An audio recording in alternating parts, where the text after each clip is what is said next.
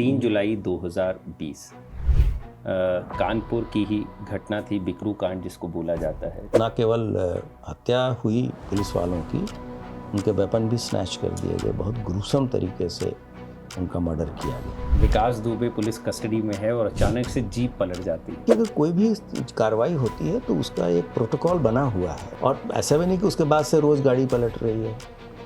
गाड़ी तो नहीं पलट रही है, लेकिन फिर उसके बाद से दूसरा माफिया लाया जा रहा था, साहब इसकी गाड़ी भी पलटा देंगे।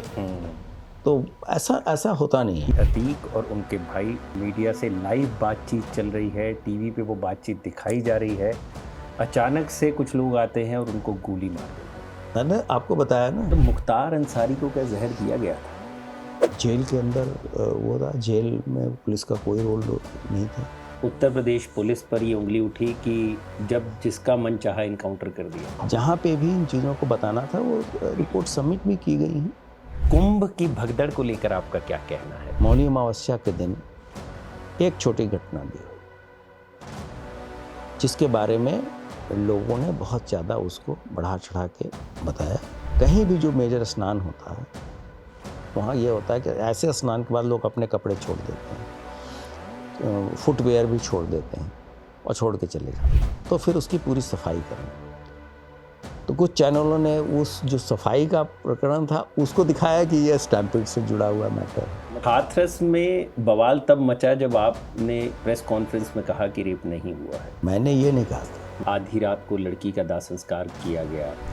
आज भी आप बनारस जाइए तो 24 घंटा डेड बॉडीज जलती हैं। लेकिन सर, जो वीडियोस आए जब जर्नलिस्ट को रोका जा रहा था आगे जाने से, एक कप्पन नाम का व्यक्ति भी जा रहा था, उसके पास पूरा टूल किट के कागज मिले थे। लेकिन एक जर्नलिस्ट को गिरफ्तार कर सर उस पर यूएपीए लगा दिया गया। हर एक पे नहीं लगाया गया ना। आपने अखिलेश यादव सरकार में भी काम किया, योगी आदित्यनाथ सरकार में भी काम किया, क्या डिफरेंस देखते हैं आप? वर्तमान व्यवस्था में जो सिस्टमेटिक कार्रवाई अपराधियों के पूरे इकोसिस्टम पे की गई है वो पहले लैकिंग थी। एक तरफ माफियाओं को पकड़ना है, दूसरी तरफ उनको राजनीतिक संरक्षण भी है।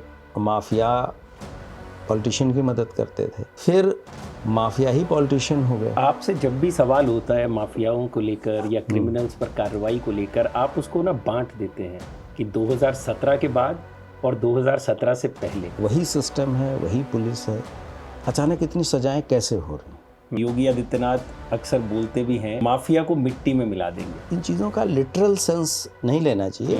पिछले कुछ वक्त से, अगर हम कहें 4-5 साल से, बुलडोजर एक्शन काफी चर्चा में रहा। बुलडोजर जो एक्शन है,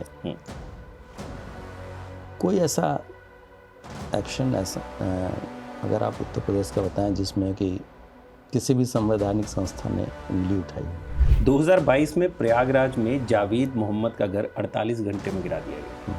सुप्रीम कोर्ट ने इस कार्रवाई को गलत बताया। पहली चीज़ कि बुलडोजर एक्शन का पुलिस से कोई लेना देना। यूपी पुलिस पे ये इल्ज़ाम लगते हैं कि वो जनप्रतिनिधियों की सुनते नहीं हैं। इंसान वर्दी में होता है तो उसका कोई धर्म नहीं है। तो ये जो रील कल्चर आ गया है नया पुलिस में, आप इसको किस तरीके से देखते हैं? ऐसे रील बनाने वाले लोगों की ड्यूटी महत्वपूर्ण जगहों पे न लगाई जाए।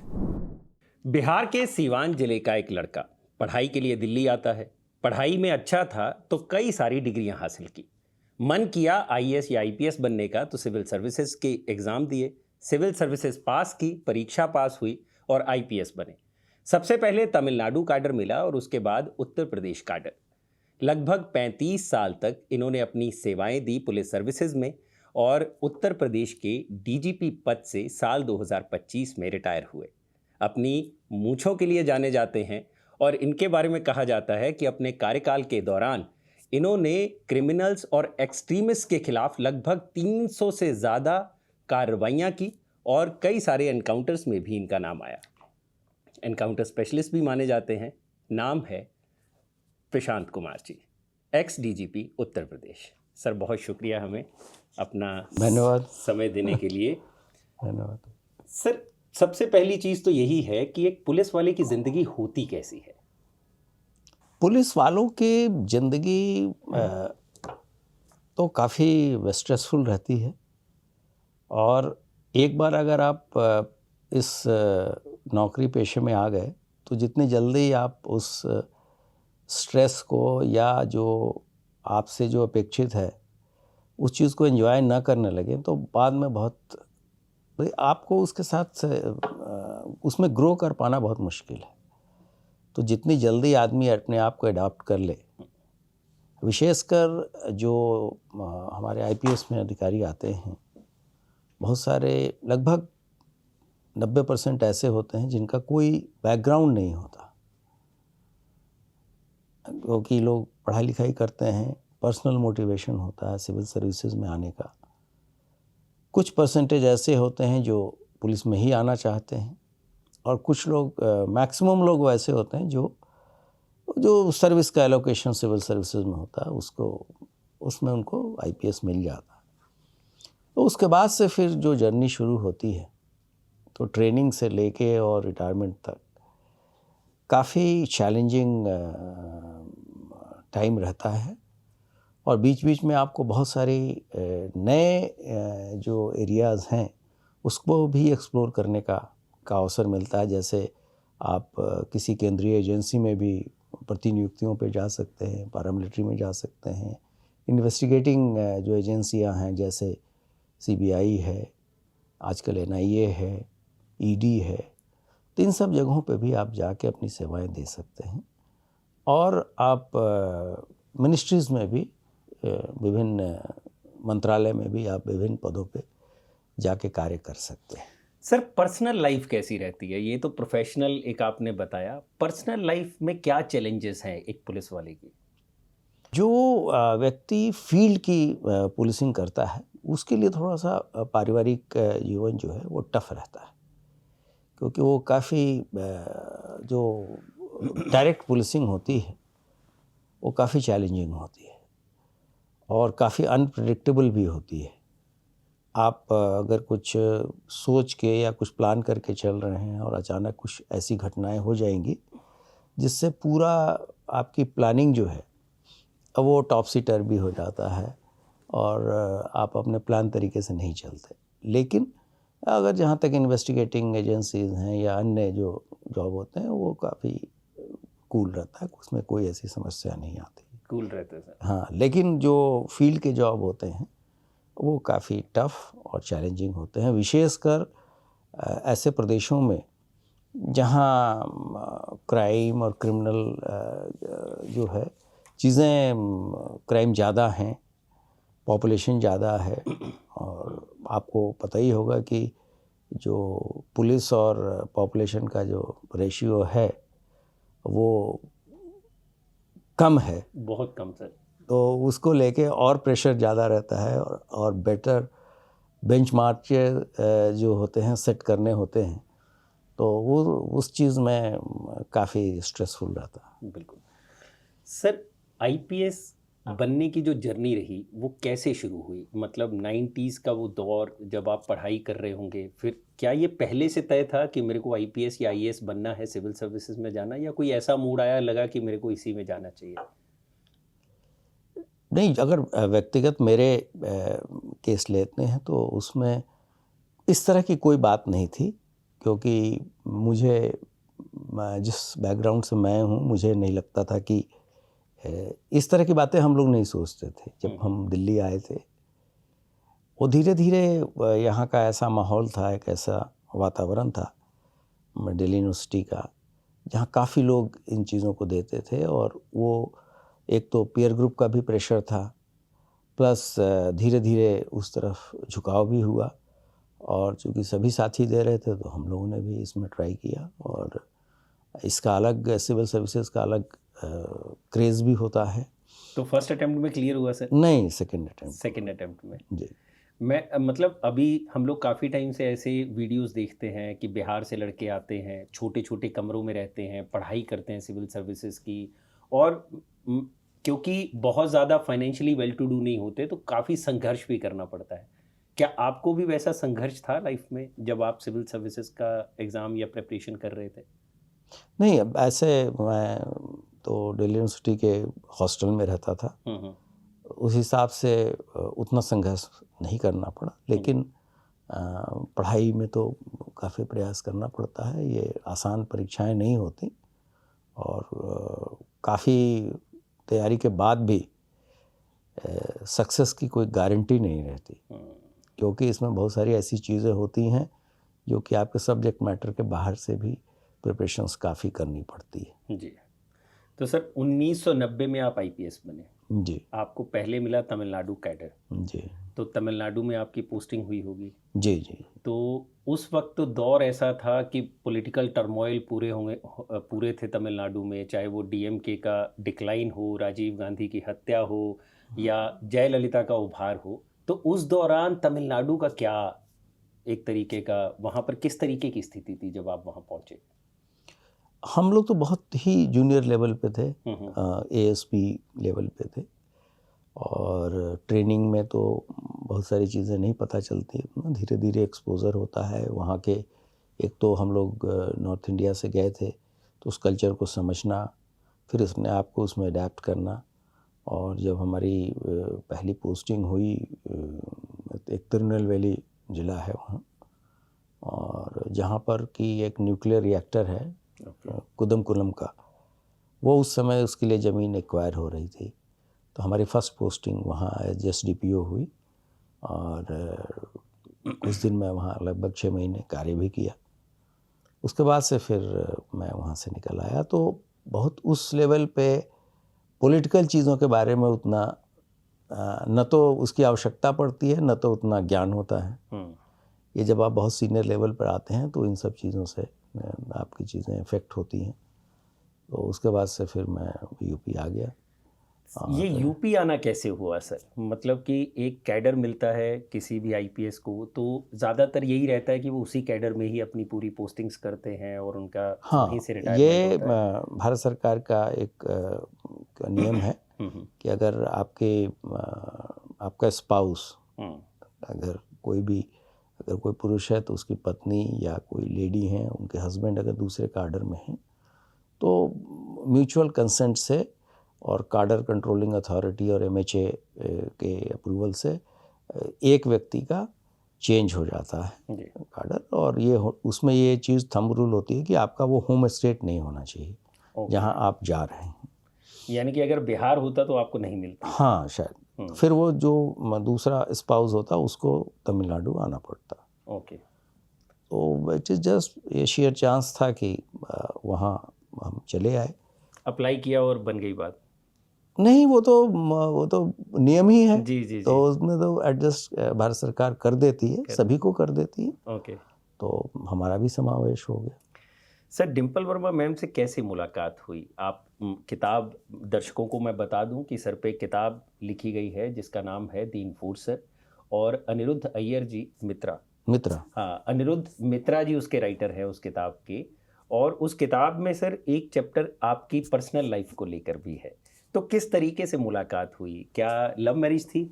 नहीं, ये मैरिज तो अरेंज ही थी। जी जी। लेकिन पहले भी ट्रेनिंग के दौरान मुलाकात हुई थी, लेकिन उस समय कोई ऐसी बात नहीं थी।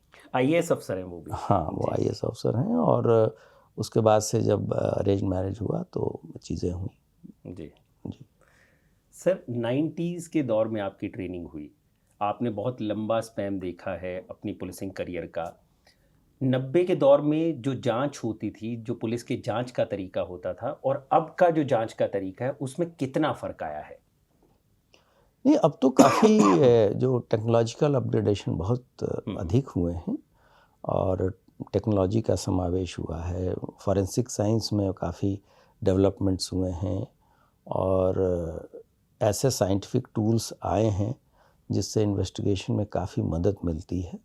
तो पुलिस का कार्य बहुत ही सुगम भी हुआ है, और इस तरह से हुआ है कि अगर अच्छे से अपनी कार्रवाई करें तो अभियुक्तों पे का कन्विक्शन भी हम इंश्योर कर सकते हैं।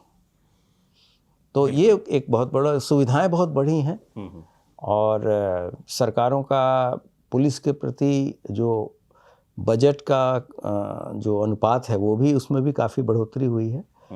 तो जैसे जैसे इन्वेस्टमेंट ज़्यादा हुआ तो जिम्मेदारियां भी बढ़ी हैं। पुलिस ने अच्छा कार्य भी किया है, और विशेषकर मैं तो उत्तर प्रदेश के बारे में कह सकता हूं कि पिछले 7-8 वर्षों से काफ़ी कार्रवाइयाँ हुई हैं। कैसा दौर था सर उत्तर प्रदेश का जब आप यहाँ पर शिफ्ट हुए थे, आपका कैडर शिफ्ट हुआ, मैं मतलब क्रिमिनल केसेस की बात कर रहा हूँ कि क्राइम के हिसाब से उत्तर प्रदेश उस वक्त कितना अनसेफ था? ये मैं कहूँगा कि आज का जो पीरियड अभी चल रहा है, तो पुलिसिंग के हिसाब से और लॉ एंड ऑर्डर के हिसाब से ये मुझे लगता है कि ये बेस्ट पीरियड हमारे करियर के हिसाब से चल रहा है। वैसे तो बड़ा ही ग्लोरियस इतिहास रहा है यूपी पुलिस का, चाहे वो पहले डकैतों के सफाए की बात हो या फिर तराई में टेररिज्म की का भी उभार हुआ था, उसको भी बहुत ही सक्सेसफुली क्रश किया गया था। लेकिन कुछ ऐसे माफिया एक्टिविटीज़ चल रही थी जिन पे पूरी तरीके से लगाम नहीं लगा था, और इस पिछले 8-9 वर्षों में काफ़ी इस पे कंट्रोल भी हुआ है और क्राइम भी काफ़ी कम हुआ है। जो अपराध का दर है, क्योंकि अपराध तो चूँकि ये सबसे बड़ा स्टेट है, 25-26 करोड़ की जनसंख्या है, तो संख्यात्मक दृष्टिकोण से अगर आप देखेंगे तो संख्या तो ज़्यादा होगी, लेकिन पर लाख पॉपुलेशन अगर आप क्राइम देखेंगे तो काफ़ी अच्छा है। जो एनसीआरबी के डेटा आए हैं 2023 के, अगर आप उसमें जाएंगे तो देखेंगे कि उत्तर प्रदेश की क्राइम की स्थिति बहुत ही बेटर है अन्य राज्यों के हिसाब से। सर, शिव प्रकाश शुक्ला का भी दौर देखा आपने? हाँ, जब वो हम लोग बहुत अर्ली स्टेज में थे, लेकिन काफ़ी जैसे उसका उभार हुआ, इस समय एसटीएफ का गठन किया गया था और फिर पे कार्रवाई भी हुई, वो मारा भी गया।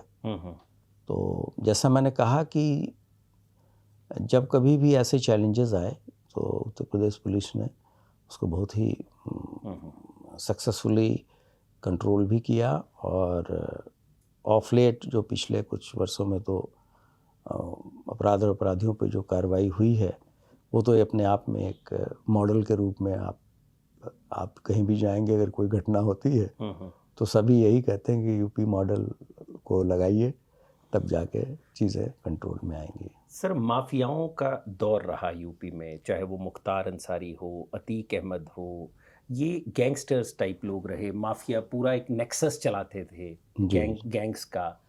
उस दौरान किस तरीके के चैलेंजेस थे पुलिस के लिए, या कहें जो लोग पुलिस के सर्वा थे, चाहे डीजीपी हों या उस लेवल के जो लोग रहे हैं, उनके लिए कितनी मुश्किल का भरा ये दौर रहता था? क्योंकि एक तरफ माफियाओं को पकड़ना है, दूसरी तरफ उनको राजनीतिक संरक्षण भी है, और ये दोनों तरफ से लड़ना उनके लिए कितना चैलेंजिंग रहा है?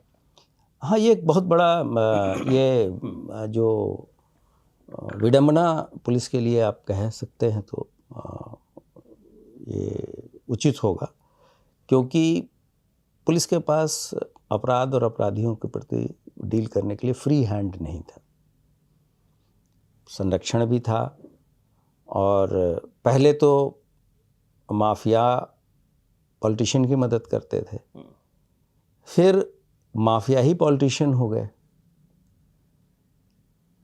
तो वो खुद अपने आप में सरकार के हिस्सा बन गए, लेजिस्लेचर के पार्ट हो गए।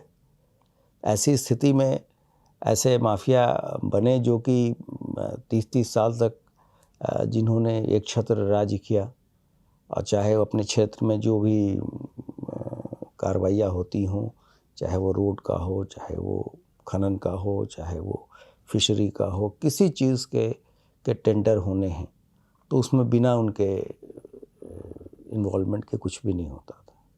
और कोई भी अपराध, किसी भी तरह के अपराध कर ले, उसमें उससे वो बच भी जाते थे, सज़ा भी नहीं होती थी। तो इन सभी चीज़ों को पिछले, मुझे लगता है 2017 के बाद से एक बहुत ही सिस्टमेटिक तरीके से ज़ीरो टॉलरेंस की नीति को अपनाते हुए अपराधियों का, माफियाओं का वर्गीकरण किया गया, डिफरेंट कैटेगरीज बनाई गई, सारे उनके केसेस को परसू किया गया, उनको कन्विक्शन कराया गया। सभी माफियाओं, आपको जान के आश्चर्य होगा कि लगभग जो हमने 68 माफिया तय किए पूरे स्टेट में, उसमें से 68 माफियाज। हाँ, और उनके गुर्गे जितने थे उसमें से 20 लोग मारे भी गए, कुछ लोग 100 से ज़्यादा लोगों को कन्विक्शन भी हुआ, कुछ इसमें कैपिटल पनिशमेंट भी हुआ, कुछ लाइफ कन्विक्शन भी हुआ। तो जितने बड़े बड़े माफिया थे सभी लोगों का कन्विक्शन इंश्योर किया गया, और उसके बाद से जितने भी हीनियस क्राइम्स थे उनके केसेस भी परसू किए गए, और पिछले 1.5-2 वर्षों में लगभग 1,25,000 लोगों को कन्विक्शन कराया गया। ये चीज़ें ऐसी हैं जो कि अमूमन मीडिया में नहीं आती, और इसमें 70 से अधिक कैपिटल पनिशमेंट भी है। सर, आपसे जब भी सवाल होता है माफियाओं को लेकर या क्रिमिनल्स पर कार्रवाई को लेकर, आप उसको ना बांट देते हैं कि 2017 के बाद और 2017 से पहले। तो क्या फ़र्क था 2017 के बाद जब योगी आदित्यनाथ मुख्यमंत्री बने, तो उसके बाद क्या दौर था, उससे पहले का दौर क्या था? नहीं, उसके पहले तो कोई किसी माफिया पे कोई इफेक्टिव कार्रवाई होती नहीं थी। ऐसे दौर आए थे जब प्रेशर भी बनता था, लेकिन वो सस्टेन्ड एफर्ट्स नहीं होता था, वो एक सिस्टमेटिक कार्रवाई नहीं होती थी, जिसके कारण आधी अधूरी बात रह जाती थी, कन्विक्शन के स्टेज पे नहीं आती थी। जैसे मैंने बताया कि टोटल 1429 मुख्य माफिया और उसके गुर्गे थे, और उसमें से हम लोगों ने लगभग 79 केसेस में उनको 120 से अधिक लोगों को सज़ा कराई, और उसमें 20 लोग मारे भी गए। तो इसमें सभी महत्वपूर्ण माफिया पश्चिम से लेकर पूरब तक सबको सजा कराई गई। माफियाओं की बात करें तो मुख्तार अंसारी विधायक रहे, अतीक अहमद पॉलिटिक्स में रहे, और सबको पता वो किन किन पार्टियों में रहे। तो ये जो राजनीतिक पार्टियां होती हैं, इनको माफियाओं की ज़रूरत पड़ती क्यों है?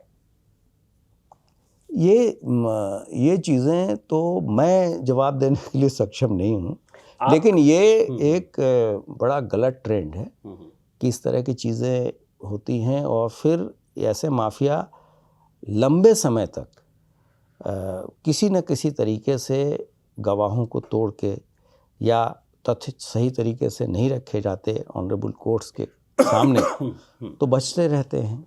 और वही सिस्टम है, वही पुलिस है, अचानक इतनी सजाएं कैसे हो रही हैं?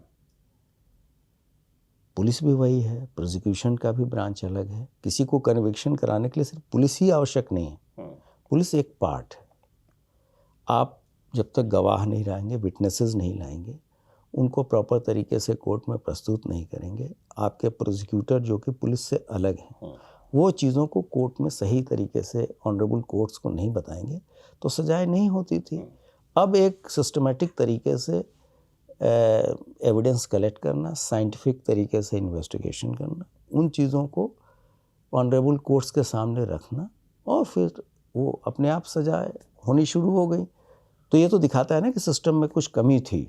लेकिन सर, वो कमी कहीं ना कहीं आप ये इस तरीके से भी देखते हैं कि पहले पुलिस के पास वैसी पावर्स नहीं थी कि वो वैसी प्रोटेक्शन दे पाए गवाहों को।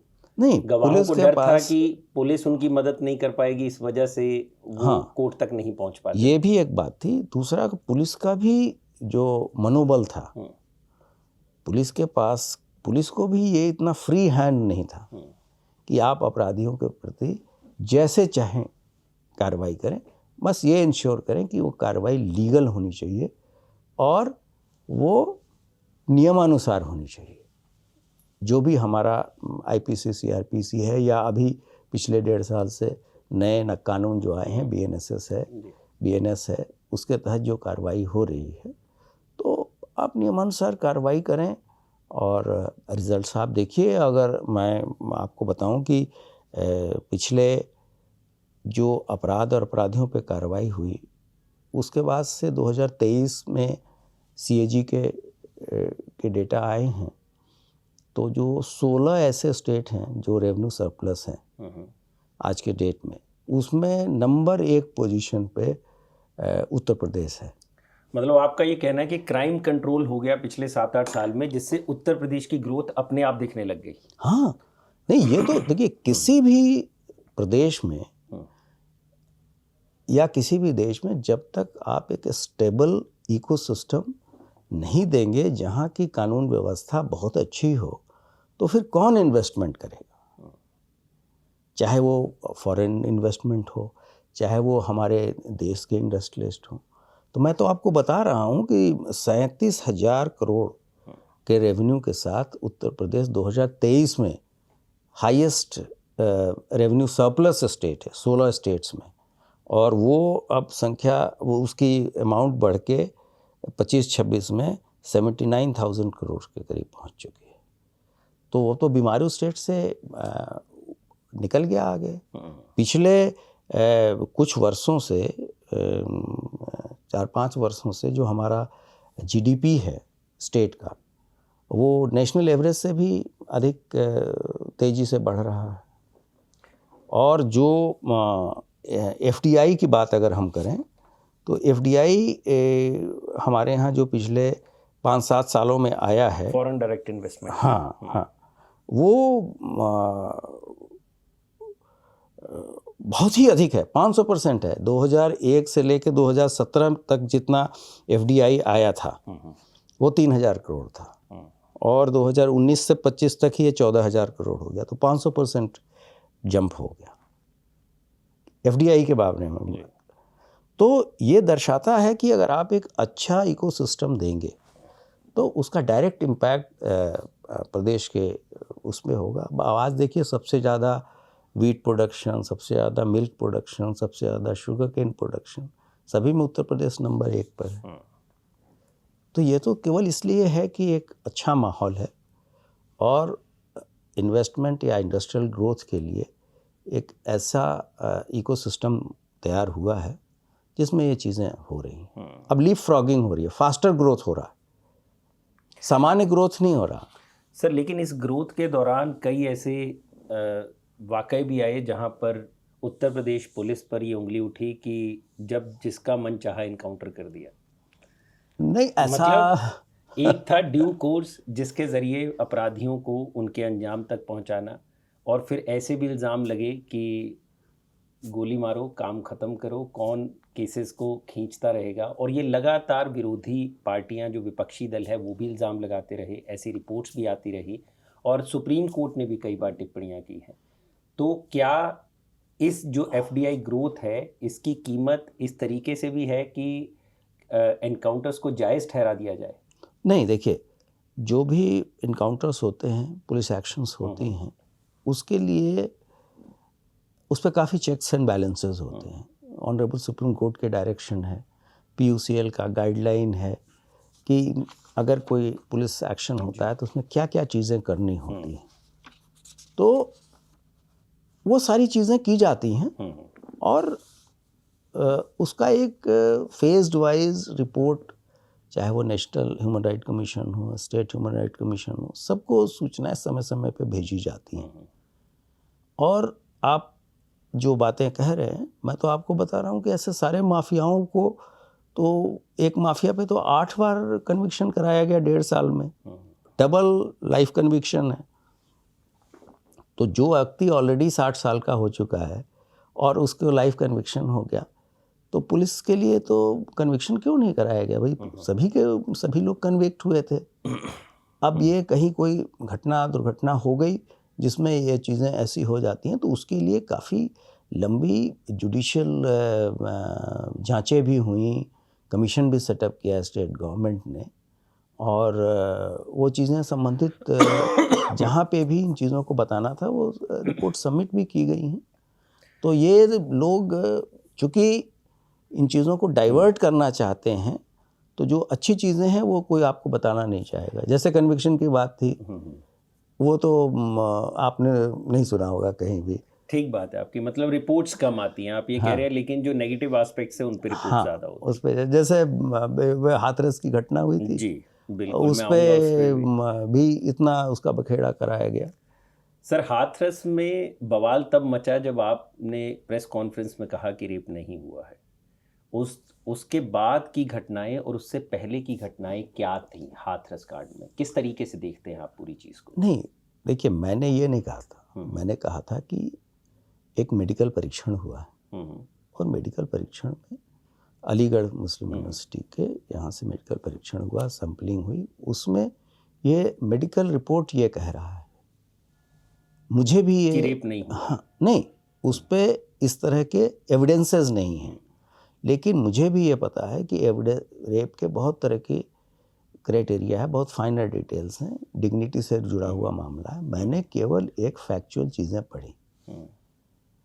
वैसे बाद में मेरे उस पद पे रहते हुए ही सीबीआई कोर्ट ने डिसीजन भी दिया, उसमें सारे अभियुक्त, सभी अभियुक्तों से रेप की धाराएं साबित नहीं हुई और 4 लोग के खिलाफ सीबीआई ने रेप कम मर्डर और SC/ST के चार्जशीट लगाई थी। तो उसमें से 3 लोग तो पूरी तरीके से बरी हो गए, वो छूट भी गए। एक जो मुख्य अभियुक्त था उस पे भी हत्या का मुकदमा प्रूव नहीं हुआ और न तो रेप का मुकदमा। 304 प्रूव हुआ, जो कि एक culpable homicide without the intent of murder, उसका धारा प्रूव हुआ और SC/ST का। और इसमें सीबीआई आज तक न तो अपील में गई न तो कोई। सर लेकिन तो ये तो विंडिकेटेड है जो यूपी पुलिस शुरू से कह रही है। इन 4 अभियुक्तों को भी पुलिस ने यूपी पुलिस ने ही गिरफ्तार किया था। इसमें कोई ऐसी चीज़ नहीं हुई जो बाद में एक्स्ट्रा की गई है, जैसे जैसे घर वालों ने बताया। लेकिन चूँकि एक फ्रैक्चर्ड सोसाइटी है और ये हाइपर सेंसिटिव बेल्ट है, तो यहाँ कास्ट आधार पे, धर्म के आधार पे बहुत कोई भी चीज़ होगा उसको इन चीज़ों से जोड़ते हैं।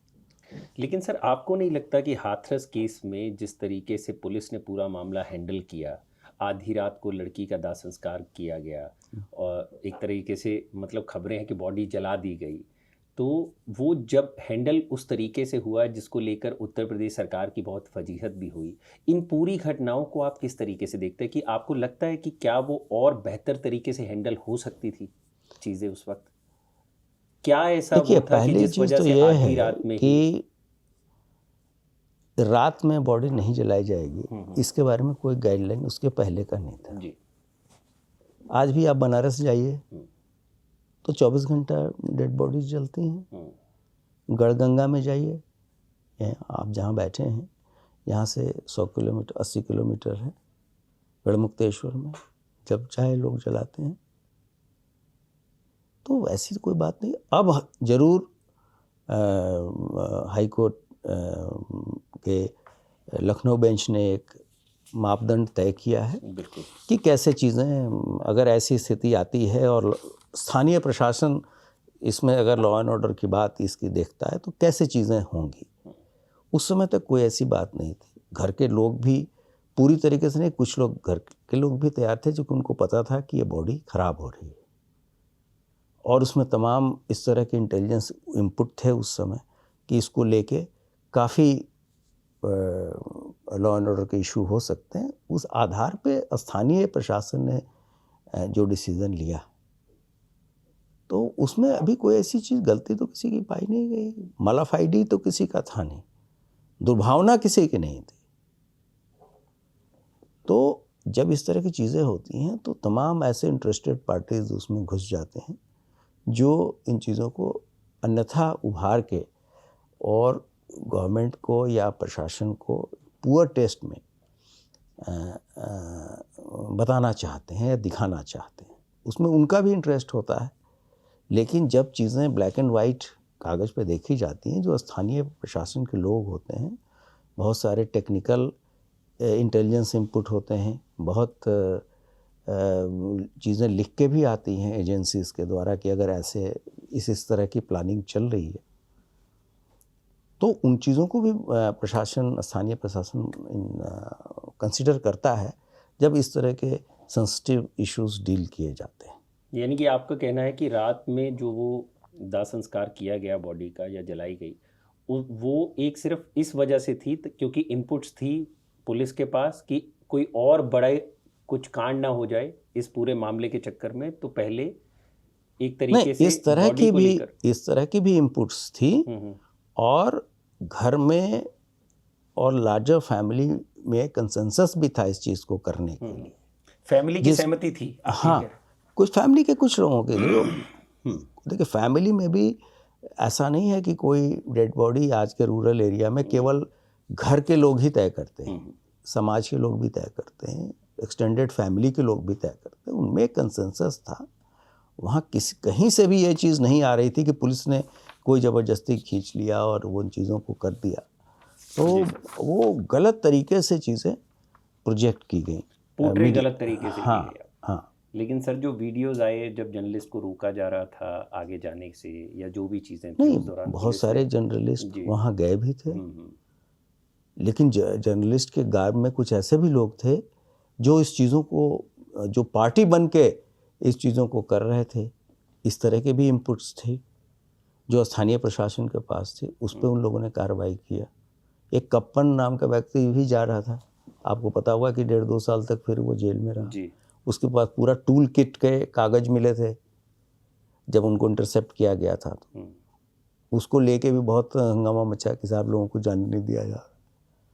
तो जो इतने बड़े एक ग्रैंड डिज़ाइन के साथ वहाँ पे प्रॉब्लम करने जा रहा है, जिसको बेल लेने में ही 2 साल 1.5 साल लग गए जी। तो उसमें अगर पुलिस की कार्रवाई को आप कैसे एक तरफा बताएंगे। लेकिन एक जर्नलिस्ट को गिरफ्तार कर सर उस पर यूएपीए लगा दिया गया। नहीं, मैंने तो आपको बताया ना कि उस तरह के तो अब वो तो हर एक पे नहीं लगाया गया ना।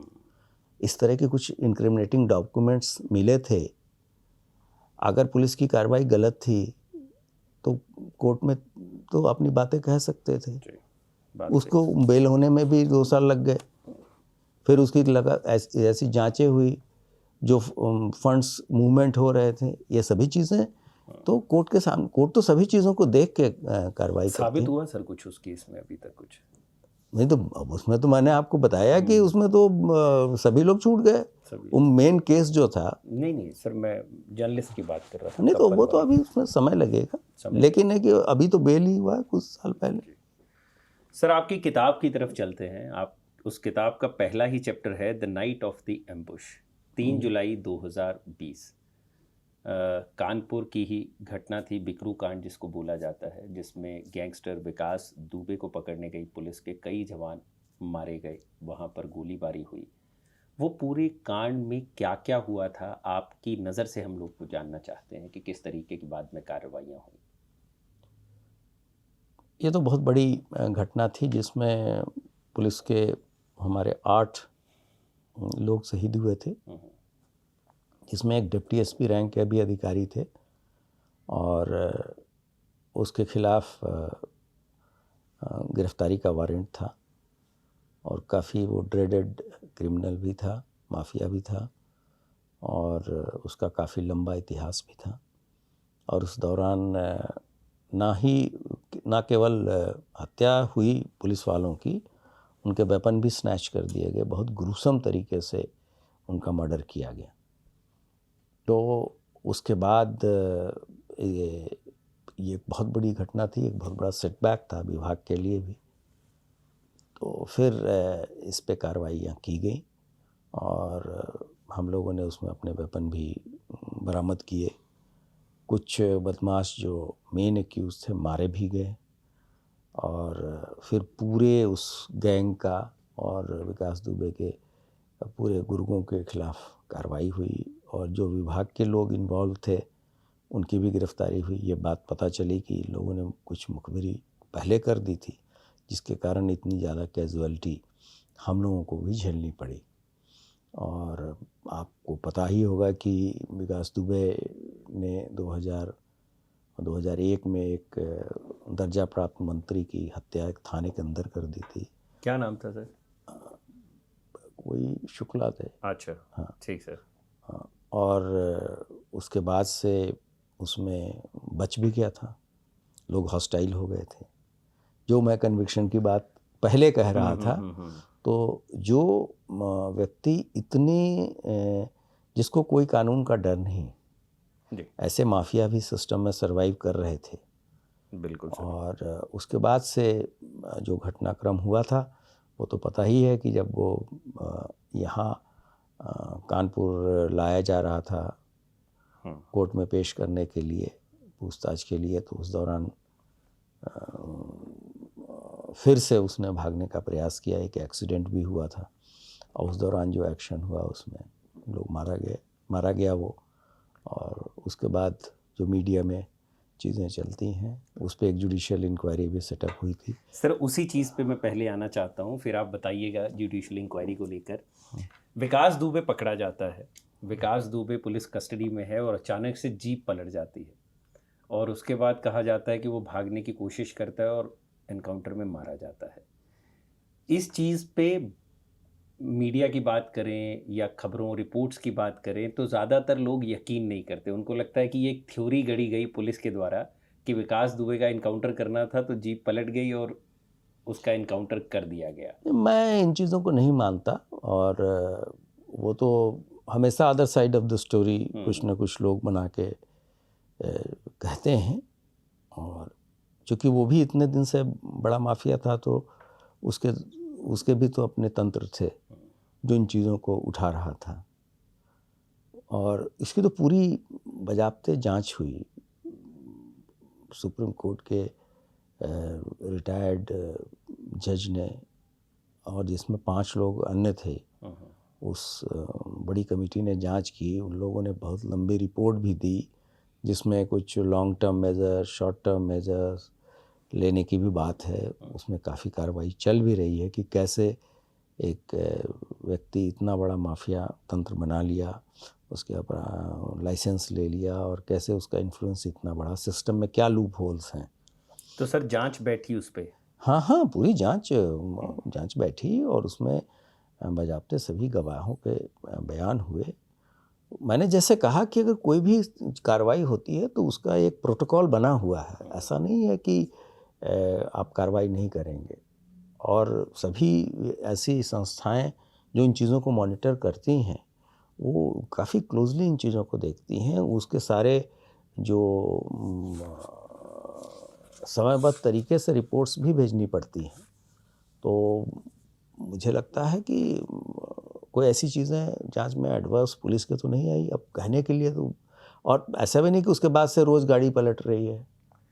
गाड़ी तो नहीं पलट रही है, हाँ, लेकिन फिर उसके बाद एनकाउंटर्स से की दूसरा खबरें। माफिया लाया जा रहा था, कहा साहब इसकी गाड़ी भी पलटा देंगे। हम्म, तो ऐसा होता नहीं है। मीम्स बहुत बने उसे। हाँ, वो उस पे। अब ऐसा है कि एक डेमोक्रेटिक सेटअप है और व्यवस्था में अगर हर एक व्यक्ति को अपने बात कहने का हक भी है, तो एक अच्छे हेल्दी डेमोक्रेसी में जहाँ विभिन्न इंस्टीट्यूशंस काम करते हैं, एक दूसरे पे चेक एंड बैलेंस रहता है, तो मीडिया का भी अच्छा रहता है प्रेशर, जिससे कि कोई भी व्यक्ति निरंकुश नहीं हो पाता, चाहे वो प्रजातंत्र का कोई भी स्तंभ हो। सब पे चेक एंड बैलेंस रहना चाहिए एक हेल्दी डेमोक्रेसी के लिए। मैं तो यही कहूँ। सर दूसरी घटना है, अगर हम बात करें अतीक अहमद की, जी, कि अतीक और उनके भाई अरशद मीडिया से लाइव बातचीत चल रही है, टीवी पे वो बातचीत दिखाई जा रही है। अचानक से कुछ लोग आते हैं और उनको गोली मार देते हैं। और वहाँ पर पुलिस मौजूद है, पूरा तंत्र है, सिस्टम है, इंटेलिजेंस एजेंसीज हैं, सब है, लेकिन उसके बावजूद ऐसी घटना हो जाती है। ये कितना बड़ा फेलियर था आपकी नज़र में? देखिए, ये घटना काफ़ी दुर्भाग्यपूर्ण थी, पहली बात। दूसरी बात कि वो कुछ दिन पहले एक गवाह की हत्या हुई थी जिसमें ये लोग खुद अभियुक्त थे और वो लास्ट स्टेज पे चल रहा था, और ये हुआ था कि अगर इसकी गवाही सही हो गई तो इनको दोबारा कन्विक्शन हो जाएगा। बिल्कुल। तो उसकी उन लोगों ने बड़ी ब्लेटेंट तरीके से हत्या की। वो तो आपने देखा ही होगा कि जिस तरीके से बम चलाए जा रहे थे, उसमें हमारे 2 जवान भी शहीद हुए। उसके बाद से एक व्यक्ति को बरेली से और एक व्यक्ति को दूसरे स्टेट से पुलिस कस्टडी पे लाया गया। जब पुलिस कस्टडी रिमांड पे ले तो उसमें एक प्रक्रिया है कि रोज़ जब उसको वापस जेल में ले जाते हैं तो उसका मेडिकल कराया जाता है। तो मेडिकल के लिए ले जाया जा रहा है, तो प्रेस के लोग वहाँ खड़े थे। तो उस पुलिस ने मना भी किया। अगर आप उस चीज़ों को गौर से देखेंगे तो पुलिस मना कर रही है, लेकिन वो खुद प्रेस की तरफ आए। प्रेस में इसका कोई प्रोटोकॉल है नहीं। प्रेस में उसी दौरान कुछ लोग जो कि एक प्रेस का आईडी लिए थे, उन्होंने उस आईडी को फेंका और उसके बाद से घटना कुछ फ्रैक्शन ऑफ द सेकंड्स में हो गई। अब इसमें एक ये भी बात है कि किसको रोकें, कैसे रोकें। क्योंकि सर बाद में जांच में निकला कि नौसिखिए थे, हाँ, गन उन्होंने नहीं कहीं से वो सभी चीज़ें थी। अब उसमें जो दूसरी साइड लोग कहते हैं साहब वो पुलिस ने वैसे ऐसे करती है, पुलिस ने मारा क्यों। अगर पुलिस मार देती तो कहते कि साहब देखिए ये तो सब चीज़ ख़त्म कर दिया पुलिस ने। तो उस फ्रैक्शन ऑफ द सेकेंड में पुलिस ने किस तरीके से, पुलिस वालों को भी गोली लगी उस फायरिंग में, उसके बावजूद उनको गिरा के पकड़ लेना, उनका वेपन सीज कर लेना, ये भी एक बहुत बड़ी चीज़ है। अब तो कोर्ट में कार्रवाई हो रही है, पुलिस ने चार्जशीट भी लगाया, वो ट्रायल पे भी चल रहा है। तो ये चीज़ें कम से कम उसकी कन्विक्शन तो होंगे। और अगर वैसे देखा जाए तो ये दोनों व्यक्ति कन्विक्टेड थे, लाइफ के लिए कन्विक्टेड थे। यानी कि जेल में ही रहना था, आप ये कह रहे हाँ, इनको जेल में ही रहना था। हैं। लेकिन जेल में रहते हुए सर इन लोगों के पास मोबाइल होते थे। नहीं, कितनी वो ऐसी तो देखिए, रिपोर्ट्स हैं वो जिसके तो मोबाइल के फिर जरिए। अब जेल भी तो पुलिस का पार्ट नहीं है, जेल एक अलग विभाग है। जैसे एक दूसरे माफिया की डेथ हो गई जेल में, कहते साहब वो भी पुलिस के मत्थे लोग मरते थे। सर मैं आऊँगा उस पर भी। हाँ। मतलब मेन ये एक उंगली उठती है इस चीज़ को लेकर कि जब ड्रेडेड क्रिमिनल्स ऐसे जिनको पकड़ लिया जाता है, उनको जेल में रखा जाता है, और उस सिक्योरिटी में भी, चाहे वो पंजाब हो, उत्तर प्रदेश हो, कोई भी जगह हो। इवन हम लोग अभी पीछे एक इंटरव्यू देखकर हटे हैं जिसमें लॉरेंस बिश्नोई ने एक इंटरव्यू कर दिया जेल के अंदर से, उस पर इतना कुछ बवाल मच गया। तो उत्तर प्रदेश में भी वैसी स्थिति रही है कि फ़ोन से ये गैंगस्टर्स अपने गैंग चलाते थे, माफिया फ़ोन से ही सुपारियां लेते थे, फ़ोन से ही सब चीज़ें हाँ, करते थे। इस व्यक्ति ने खुद ये देवरिया में बंद था, एक अपने अपोनेंट को बुलाया और जेल के अंदर पिटाई की उसकी। अतीक ने, हाँ, अतीक अहमद ने। हाँ। तो ये सर कैसे हो जाता है नहीं संभव तो ये जेल में रहते हुए? तो मैं वही तो आपसे बात, ये चीज़ें अब धीरे धीरे ठीक की गई हैं। व्यवस्था में जब पूरी तरीके से घुन लगा है तो उसको ठीक करने में भी तो समय लगेगा ना। मैं तो वही कह रहा हूँ कि सेम सिस्टम है, लेकिन ये इससे रिजल्ट्स हो रहे हैं, कन्विक्शंस हो रहे हैं और चीज़ें की जा रही हैं। मैं ये नहीं कह रहा हूँ कि जो घटना थी वो बड़ी अच्छी थी और ये नहीं था, वो घटना नहीं होनी चाहिए। और लेकिन उसके बाद जो पुलिस ने कार्रवाई की, हम उस पे ज़्यादा जोर दे रहे हैं कि पुलिस ने सभी को गिरफ्तार किया, चार्जशीट किया, वेपन रिकवर किया, और उसके बाद से अब उसमें ट्रायल भी चल रहा है। अब देखिए उसमें भी कन्विक्शन हो सकता हो जाए। सर मुख्तार अंसारी को क्या जहर दिया गया था? ये तो जेल के अंदर वो था, जेल में पुलिस का कोई रोल नहीं था। उसकी भी जांच हुई, उसके जो मृत्यु के कारण थे वहाँ के जिला मजिस्ट्रेट ने पूरा बयान दिया, पैनल ऑफ डॉक्टर्स ने उसकी जांच की, उसकी फॉरेंसिक साइंस लैब में भी जांच हुई। ऐसी चीज़ें तो अभी तक नहीं आई। दिल का दौरा ये बताया गया। हाँ, हार्ट अटैक से। हार्ट अटैक से मौत क्योंकि हुई। उसके घर वालों ने भी समय समय पे सुप्रीम कोर्ट से लेकर विभिन्न कोर्ट्स तक उन्होंने एफिडेविट दिया कि उनको किस किस तरह की बीमारियां हैं, और 60-70 बार तो उसका मेडिकल परीक्षण विभिन्न जगहों पे कराया गया। जब जब तबीयत खराब होने की शिकायत हुई तब उसको मेडिकल एड दिया गया। लेकिन और केवल जेल के अंदर ही नहीं, जिला अस्पताल में विशेषज्ञ जगहों पे ले जाके तो ये सब चीज़ें कराई गई। यानी कि उनका हेल्थ चेकअप रूटीनली रहता था, आप ये कह हाँ, रहे हैं नहीं, कि जब भी ज़रूरत जब पड़ी। भी आवश्यकता पड़ी है, और जब उस व्यक्ति ने ये कही कि मुझे इस तरह की तकलीफ हो रही है, तो जो बेस्ट मेडिकल फैसिलिटीज़ थी वो मुहैया कराई गई थी। सर क्या हुआ था उस दिन, अगर आपको जानकारी हो, अंदर जेल में जिस दिन मौत हुई मुख्तार अंसारी? नहीं हुआ कि साहब तबीयत खराब हो रही है और उसके बाद से उसको अस्पताल ले जाना है, तो वो जो तबीयत तो जेल के अंदर खराब हुई, लेकिन चूंकि जब अस्पताल ले जाया जाना था तो पुलिस उससे का पार्ट। पुलिस का पार्ट आया कि भाई व्यवस्था कराई जाए। तो हम लोगों ने वहाँ व्यवस्था कराई, डिस्ट्रिक्ट मजिस्ट्रेट खुद वहाँ गए, वहाँ डिस्ट्रिक्ट एसपी गए, सभी लोग गए और उसके बाद से वहाँ फिर डेथ हो गई।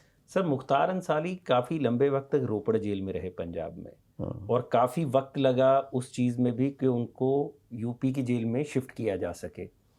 उस दौरान क्या ऐसे कारण रहे कि एक इतना ड्रेडेड क्रिमिनल और अपने ही देश के अंदर आप एक स्टेट से दूसरी स्टेट उसको लाने के लिए इतनी मशक्कत करनी पड़ रही है? तो मैंने आपको बताया ना कि सर खुल जब के बताइए आप। नहीं, खुल के ही बोल जी, रहे जी। हैं कि भाई जब उसमें तो सारे इंडिया के टॉप व्यक्ति और ऑनरेबल सुप्रीम कोर्ट तक इसकी बहस चली और तब जाके शिफ्ट कराया गया, क्योंकि वो कोई ऐसा इशू नहीं था जिसके कारण वहाँ रहना आवश्यक था। और यहाँ सारे केसेस ट्रायल पे चल रहे थे, लास्ट स्टेज पे आ गए थे। तो स्टेट गवर्नमेंट ने यह कहा कि भाई हम यहाँ ट्रायल भी चलता रहेगा, वहाँ जब आवश्यकता होगी तो वहाँ भी हम पेश करेंगे। लेकिन वहाँ रह के यहाँ ना आना और ट्रायल को डिले करना, जैसे कि पिछले 30 साल से डिले कर रहे थे। और इसी दौरान स्टेट गवर्नमेंट का जो स्टैंड था वो सही था, क्योंकि पिछले 1.5 साल में ही उसको 8 बार सजा हुई, इसमें से 2 लाइफ कन्विक्शन था। तो इसका मतलब कि स्टेट गवर्नमेंट का स्टैंड सही था। और उस समय भी मेडिकल रीज़न के कारण दिए जा रहे थे। लेकिन अब तो ऑनरेबल सुप्रीम कोर्ट ने खुद ही वहाँ से डिसीज़न दिया था। आपने सुना भी होगा कि वहाँ जो गवर्नमेंट आई उसने भी जांच के ऑर्डर दिए कि इसको यहाँ क्यों रखा गया था। लेकिन सर एक पैटर्न दिखता है, जैसे जितने भी बड़े बड़े ये माफिया हुए, चाहे मुख्तार अंसारी, चाहे अतीक अहमद, मुन्ना बजरंगी की 2018 में जेल में हत्या हो गई, जितने भी ये विकास दुबे एनकाउंटर में मारा गया, एक इनको देखने के बाद ऐसा लगता है कि एक लक्ष्य वो बन चुका था, जो योगी आदित्यनाथ अक्सर बोलते भी हैं, मुख्यमंत्री साहब, कि माफिया को मिट्टी में मिला देंगे।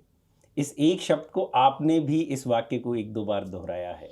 ये माफिया को मिट्टी में मिला देंगे का मतलब ये था कि ख़त्म करिए, निकालिए, अब ये चाहिए ही नहीं है हमको कि अपन केस लड़ते रहें, लगातार ये खिंचता रहे और वो फिर बाहर आएँ और चीज़ें नहीं, खराब। ये इन चीज़ों का लिटरल सेंस नहीं लेना चाहिए। मिट्टी में मिलाना है कि हम उनके आर्थिक साम्राज्य को या ऐसे चीज़ों को हम ध्वस्त करेंगे। ऐसा नहीं है कि उसमें कोई ऐसी चीज़ थी कि ऐसे करना है। इस तरह की कोई भी चीज़ किसी भी डेमोक्रेटिक सेटअप में न तो संभव है। वो कहने का लिटरल सेंस ये होता है कि भाई हम इनके माफिया तंत्र को समाप्त करेंगे। और इसके पहले मैं कहता हूँ, कोई नहीं कहता था कि साहब इनकी सज़ा क्यों नहीं होती, ये इसको कोई क्वेश्चन नहीं करता। इतने दिन तक भाई कोई 500 गोली एक इलेक्टेड विधायक को मार रहा है, उस समय किसी ने कोई इस चीज़ को प्रश्न नहीं उठाया। आपको पता होगा कि कृष्णानंद राय जी की जो हत्या हुई, कितनी गोलियां चली थी। एक और इलेक्टेड विधायक की राजू पाल की हत्या हुई थी, उनकी पत्नी खुद विधायक है। तो ये ऐसी चीज़ें हैं जो other side of the story, जो आप विक्टिम के दृष्टिकोण से, सफ़रर के दृष्टिकोण से चीज़ों को देखना, उस हिसाब से भी देखना चाहिए। एटलीस्ट कोर्ट ने सबको सज़ा तो की। बिल्कुल सर। हाँ सर, एक आपका बयान मिलता है 1 अप्रैल 2025 का, उसमें आप कहते हैं पुराने माफिया और दस्यु अब ख़त्म हो चुके हैं, अब नए तरह के माफिया आ गए हैं।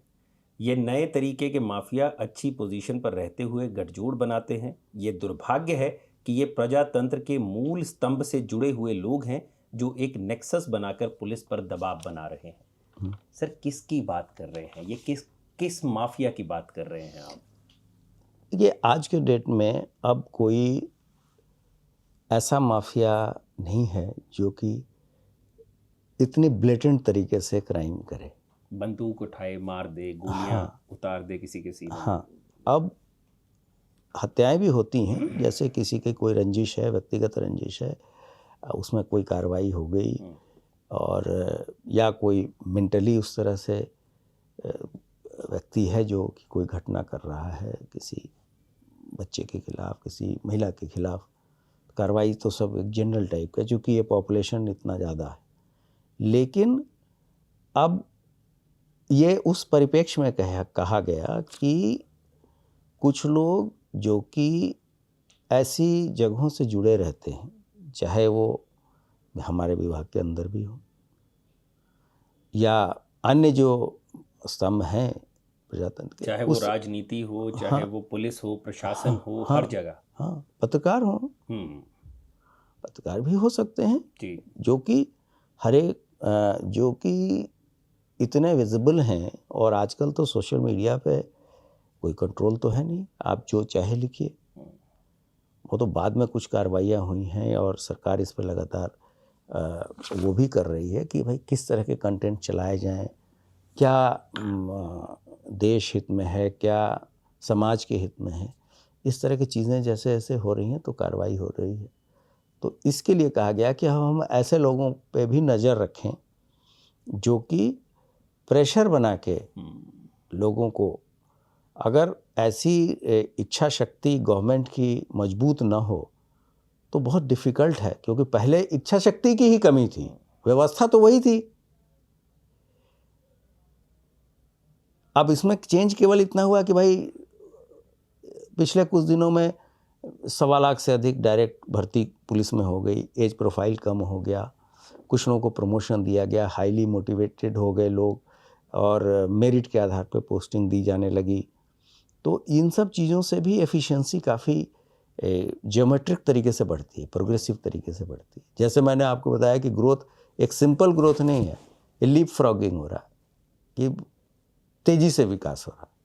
तो उसी तरीके से पुलिस की भी के मोटिवेशन, चाहे उनके रहने की सुविधा हो, चाहे उनके इक्विपमेंट की बातें हों, फॉरेंसिक लैब्स हैं जो पहले 2 थीं अब सब जगह हो गई, कंप्यूटर में जो साइबर थाने हैं उनकी संख्या भी बढ़ा दी गई, सभी जगह कर दी गई। तो अगर आप ये कंटिन्यूअस चीज़ें करते रहेंगे, और जो चीज़ें पूरे ग्लोबली हो रही हैं या पूरे इंडिया में हो रही हैं, अगर आप उससे पेस रखेंगे तो हमारा परफॉर्मेंस बेटर अवश्य रहेगा।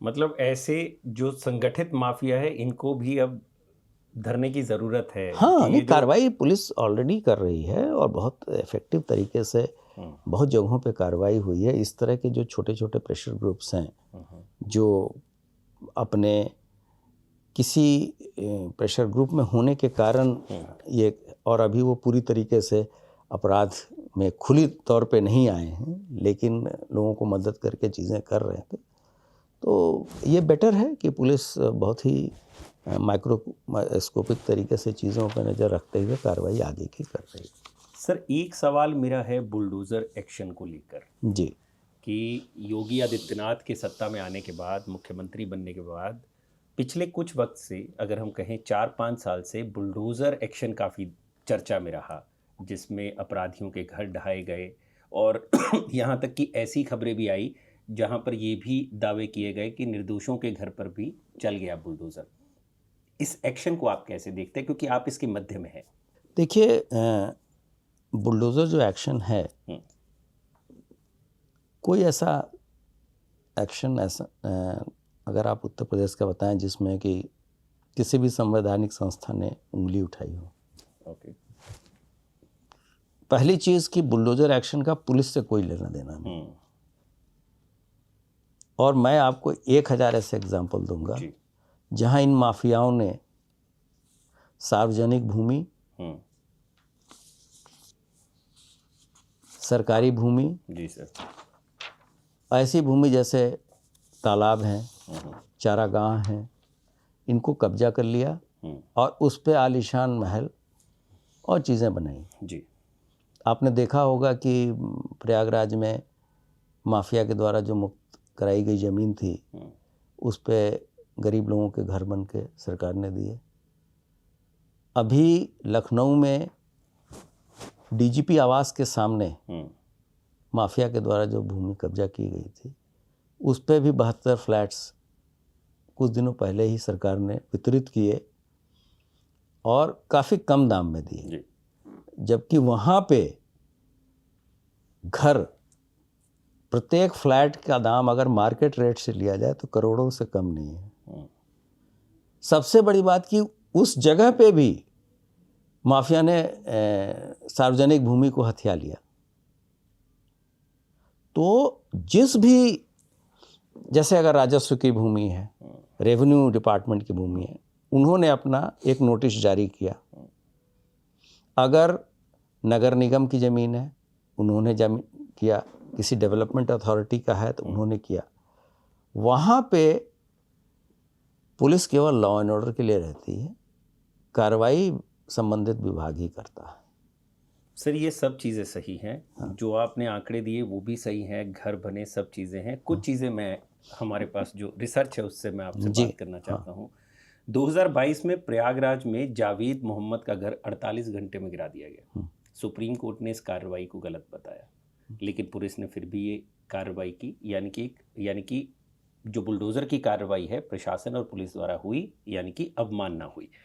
उसके बाद 2024 में ऐसी ही घटनाओं के बाद सुप्रीम कोर्ट ने कहा था साफ साफ कि even if the person is 100% criminal, you can not demolish his house without due process.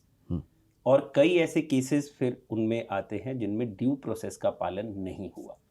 तो इन चीज़ों को आप कैसे देखते हैं? एक तीसरा सवाल और एक ही में कंक्लूड करते हैं हम, कि बुलडोज़र एक्शन को इस तरीके से पोर्ट्रे किया गया, या जब ये होता है तो ऐसे देखा गया कि जैसे ये आप कह सकते हैं कि मुस्लिम विरोधी राजनीति जो है उसको, उसका एक हथियार बन गया ये, कि मुस्लिमों के घर ढहाए जा रहे हैं, बुलडोज़र एक्शन हो रहा है।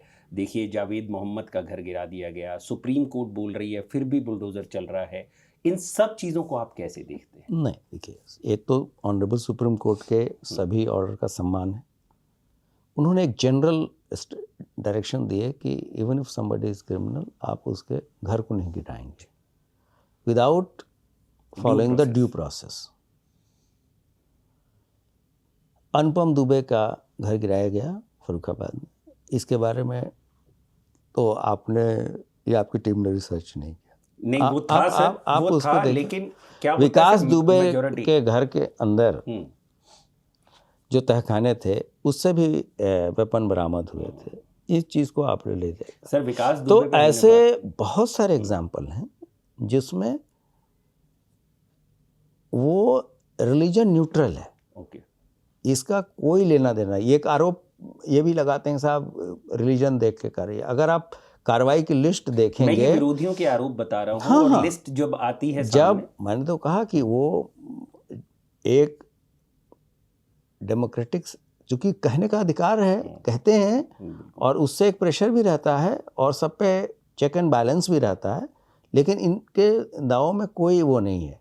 जो प्रयागराज में भी डिमोलिशन हुआ था उसके नोटिसेस बहुत पहले से जारी थे ये, और अगर अवमानना की स्थिति होती तो मुझे नहीं लगता है कि सुप्रीम कोर्ट ऐसे किसी को स्पेयर कर देती, क्योंकि ये चीज़ें जब एक बार ऑनरेबल सुप्रीम कोर्ट ने डिसाइड कर दिया उसके बाद से अवमानना के बारे में तो कोई सोच भी नहीं सकता, क्योंकि एक हेल्दी डेमोक्रेसी है और इसमें सभी लोग, हम लोग वर्क करते हैं।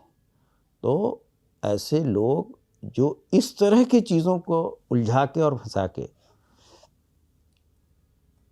सैकड़ों हजारों एकड़ ज़मीन सरकार की कब्जा करके बैठे थे, उन सबको तोड़ा गया, और केवल उतना ही पोर्शन तोड़ा गया जितने पे कब्जा था। ऐसा नहीं कि पूरा चीज़ें तोड़ दी गई, लेकिन उसको ऐसे दर्शाया जाता है जैसे पूरा गिरा दिया गया, ऐसी बात नहीं। और पुलिस ड्यू प्रोसेस, जिसका ज़मीन है, जिसका अधिकार है मालिकाना, वो विभाग नोटिस जारी करता है, पुलिस वहाँ लॉ एंड ऑर्डर करने के लिए। अब वो बात है ना कि जैसे बुलडोज़र एक सिनोनिमस है, मिट्टी में मिला देंगे, उसका लिटरल सेंस लोग लेते हैं, या है कि साहब यूपी मॉडल है, अगर आप कहेंगे तो साहब पुलिस गोली मार देती है। लेकिन पुलिस ने जो कन्विक्शन कराए, इन तरह की जो फाइनल डिटेल्स है, ये आपको कम लोग बोलते हैं, क्योंकि वो चीज़, उसका न्यूज़ वैल्यू नहीं है। जी न्यूज़ वैल्यू नहीं, आप ये कह रहे हैं कि उन चीज़ों को छुपा दिया जाता है, तथ्यों को जो न्यूट्रल कर दे चीज़ों को, हाँ हाँ आप ये कह रहे हैं। हाँ, चलिए। जो कैची वर्ड्स, कैची हेडलाइंस नहीं दे। छुपाने की बात पे आए हैं सर, कुंभ की भगदड़ को लेकर आपका क्या कहना है? क्योंकि आप कुंभ के दौरान बहुत बड़ा एक मतलब आयोजन था, धार्मिक आयोजन जिसकी हम बात करें, 12 साल बाद आया, मैं वहीं पर मौजूद था तब उन दिनों में। जो पुलिसिंग की पूरी व्यवस्था थी वो एक बहुत बड़ा चैलेंज रहा होगा आप लोगों के लिए, तो वो किस तरीके का चैलेंज था, किस तरीके से यूपी पुलिस ने उस पूरे चैलेंज को एक्सेप्ट किया और पूरा निभाया? हाँ, जैसे कुंभ के बारे में तो सबसे बड़ी बात की कि कुंभ का एक विज़न था, सरकार का एक विज़न था कि हम इसको एक बहुत बड़ा ग्लोबल इवेंट बनाएं। उसको शुरुआती दिनों में लोगों ने बहुत रिडिक्यूल भी किया कि ऐसे लोग जाते हैं, ऐसे इस तरह से रहता है। लेकिन अब मैं आपको कुंभ के जो फाइनल डिटेल्स हैं वो बताता हूँ। पूरे इस कुंभ के दौरान 45 दिनों के अंदर 66 करोड़ से ज़्यादा लोग हैं। विश्व में इतना बड़ा सफल आयोजन किसी ने नहीं कराया। भारत की लगभग आधी आबादी। यस, तो इतना बड़ा आयोजन तो किसी ने नहीं कराया। तो वैसे कोई भी व्यक्ति जो इस आयोजन से नहीं जुड़ा है उसको इसके खिलाफ एडवर्स टिप्पणी करने का अधिकार नहीं। दूसरा, इतने बड़े आयोजन में जो पुलिस कर्मी लगे थे वो बहुत सारे स्टेट के पूरे पुलिस के स्ट्रेंथ से भी अधिक है। आपको ये पता होगा कि उत्तर प्रदेश पुलिस की जो जनशक्ति है, स्ट्रेंथ है, वो विश्व का सबसे बड़ा सिविल पुलिस बल है। सिविल पुलिस बल, मैं पैरामिलिट्री या आर्मी की बात नहीं कर रहा।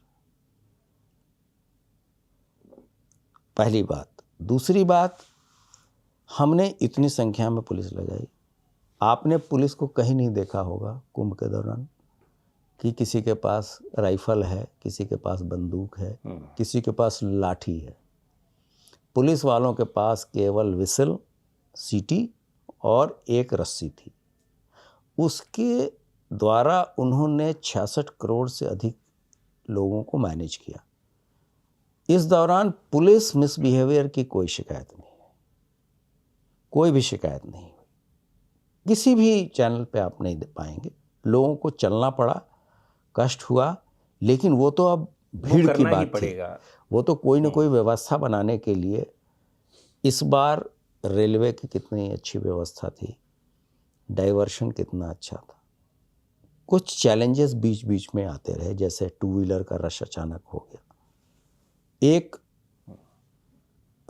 जो मौनी अमावस्या के दिन एक छोटी घटना भी हुई जिसके बारे में लोगों ने बहुत ज़्यादा उसको बढ़ा चढ़ा के बताया, जबकि उसके कारण कोई भी स्नान बाधित नहीं हुआ। आपने देखा होगा कि हमने जो कंटीजेंसी की व्यवस्था, उसके लिए भी व्यवस्था थी कि अगर घटना होती है तो हम किधर से ग्रीन कॉरिडोर बनाएंगे, हम कैसे उनको घायलों को, या अगर कोई डेथ हो जाती है हम कैसे उनको शिफ्ट करेंगे। तो वो सारी चीज़ें हमारे ड्रिल के हिसाब से, हमारे प्लानिंग के हिसाब से चली। और उस दिन मेजर शाही स्नान था, उसमें भी कोई विघ्न बाधा नहीं पड़ी। आपने ये नहीं देखा होगा कि इस घटना के कारण किसी भी तरीके का वहाँ कोई अव्यवस्था फैली हो। घटना नहीं होनी चाहिए थी, और उसके बारे में जो भी उनके मृतक या घायल होते सबको बुला के बता के समय समय पे स्थानीय प्रशासन के द्वारा इन चीज़ों को बताया भी गया।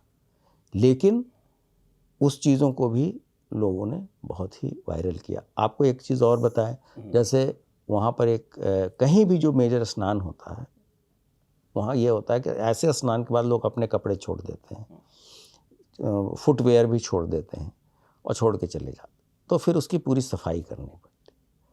तो कुछ चैनलों ने उस जो सफाई का प्रकरण था उसको दिखाया कि ये स्टैम्पिड से जुड़ा हुआ मैटर है। मतलब आपका ये कहना है कि वो चप्पलें जो कपड़े थे वहाँ पे, चैनल्स ने ये दिखाया कि ये उन लोगों के हैं जो स्टैम्पिड में मारे गए? हाँ, नहीं, क्योंकि स्टैम्पिड तो एक जगह हुआ, जो घटना हुई वो तो संगम नोस की है। सफाई तो पूरे 9 किलोमीटर के घाट की कराई गई, और उतने बड़े क्षेत्रफल में 45 दिन तक पानी के फ्लो को मेंटेन करना, उसकी शुद्धता को मेंटेन करना, वहाँ 1 मिनट बिजली नहीं जाने देना, वहाँ किसी तरीके के cyber fraud, major cyber attack ना होने देना वहाँ के इंफ्रास्ट्रक्चर पे, वहाँ के खोए पाए केंद्र जितने लोग होते हैं उसको मॉनिटर करना, बहुत सारे ऐसे सफाई की व्यवस्था, वरना इतने दिन में महामारी फैल जाती। ऐसे ऐसे लोग वहाँ आए थे जिन्होंने इस पे पूरा स्टडी किया कि किस तरह से चीज़ें मैनेज की गई। तो अपने आप में ये तो विश्व का सबसे बड़ा आयोजन रहा कुंभ, और ये तो सबके लिए, हर एक भारतवर्ष के लोगों के लिए, और ख़ासकर विशेषकर वैसे लोग जो कि उससे डायरेक्ट जुड़े थे, उसके लिए तो बहुत ही गर्व की बात है कि हम लोगों को इस तरह के आयोजन में पार्टिसिपेट करने और उसको बहुत ही क्लोजली मॉनिटर करने का सौभाग्य मिला। सर, इतने बड़े आयोजन में घटना होना एक काफ़ी दुर्भाग्यपूर्ण चीज़ थी, लेकिन उसमें लगातार सरकार का ये स्टैंड रहा कि 30 ही लोग मारे गए उस घटना में, जबकि इन्वेस्टिगेटिव रिपोर्ट आई जब मीडिया की तरफ से फैमिलीज़ को चेस किया गया तो लगभग 80 लोगों का वो आंकड़ा था। नहीं तो ये मेरा बस सवाल ये है कि कुछ हुआ है, उसको एक्सेप्ट करने में कोई प्रॉब्लम क्यों रही वहाँ पर कि ऐसी कोई प्रॉब्लम नहीं रही, और समय समय पे वहाँ बताया भी गया कि जो 30 की फिगर आई थी वो फर्स्ट डे की आई थी, जो तत्काल बताई गई कि इतने की संख्या हो सकती। उसके बाद भी जो घायल थे, जो भी चीज़ें हुई, उनको पूरी तरीके से मीडिया को बाद में भी बताया गया, सभी जगह रिपोर्ट्स भी भेजी गई उसके बारे में। और वहाँ कोई ऐसा नहीं था कि स्टेट गवर्नमेंट के लोग ही थे, वहाँ सभी एजेंसियाँ थीं सभी ऐसे एजेंसी थी, और कम से कम ऐसे 10-12 एजेंसीज होती हैं जो वहाँ कार्य करती हैं। तो ऐसा नहीं है कि कोई इतनी बड़ी संख्या है और लोग उसको हम लोग अपने लेवल पे या स्थानीय प्रशासन अपने लेवल पे मैनेज कर ले, और ख़ासकर वो सभी सीसीटीवी कवर्ड हैं। बिल्कुल सर।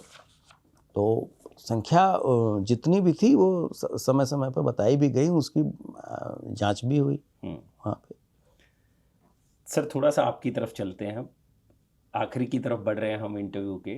आपने अखिलेश यादव सरकार में भी काम किया, योगी आदित्यनाथ सरकार में भी काम किया, क्या डिफरेंस देखते हैं आप इन दोनों ही सरकारों के काम के तरीके में? नहीं, अखिलेश जी की सरकार के समय में फील्ड की पुलिसिंग में नहीं था।